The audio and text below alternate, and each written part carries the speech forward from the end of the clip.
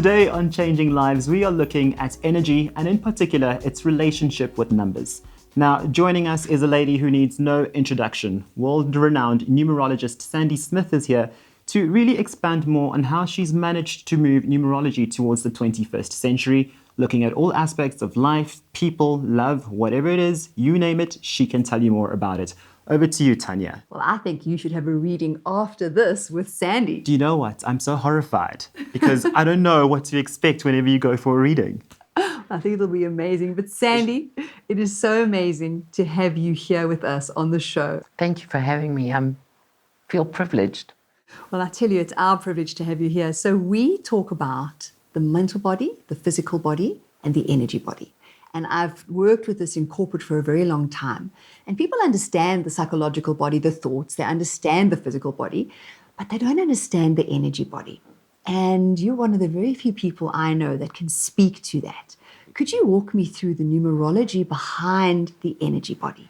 Okay, so the number 6 for me is one of the most important numbers because it's about the word connection. And they have this sixth sense and energy.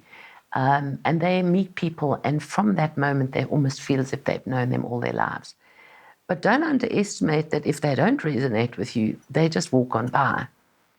There's other numbers like the number 5, which is always the arrogant, I know better than you, I'm more educated than you, and they look down on you, which if you're able to read that person, that's telling you of what they're diverting so that you don't really take a second look at them.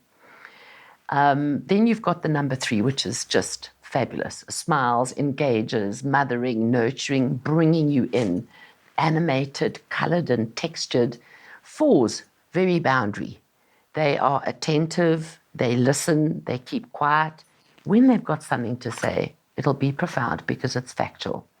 Where 9 is like the giraffe, which is watching and observing and absorbing and listening, and very peaceful energy that they give off. But you've got like a number 7. It's very defensive. So what happens with people is when you look at their numbers and then what year are they in, and then you look at the energy of the day and the people that they meet on that day, it will define the response, the reaction, the negative or the positive. But we get affected by people who produce that negative energy where it makes us feel something. And we've got to learn to say, first of all, why am I feeling that way? Why did I let them make me feel? Do I have something to deal with? Or do I leave it where it lays? So the interesting thing here, if we look at neuro-linguistic programming, NLP, it talks a lot to body language, but there's actually an energy language. And people need to understand what their energy language is so that they can communicate non-verbally, not only non-physically. So to send that energy and to produce that energy, and if you're having a down day, you've got to know how your energy is resonating, or a down year maybe, because it's not aligning. 100%. But you know, when you're in your numbers and in a year and in a day, this is a little bit of a kaboom kind of day. When it's not your numbers, it's a far easier, even though it can still be a negative, but it doesn't have the impact. So if people would be a little bit more present when they are in a situation, instead of stepping forward, step back a little bit. Or if you're sitting down, just lean back in the chair and watch the movie that is being played and see if you want to get in there and get reactionary, we have an issue. So the interesting thing I want to think about here is actually, you talked about watching the movie, which is still a visual, but what about feeling the movie? But that's the part of the whole thing, is that when you're in that situation, when you're wanting to step forward and react, you're in it, but you're looking at reacting at them.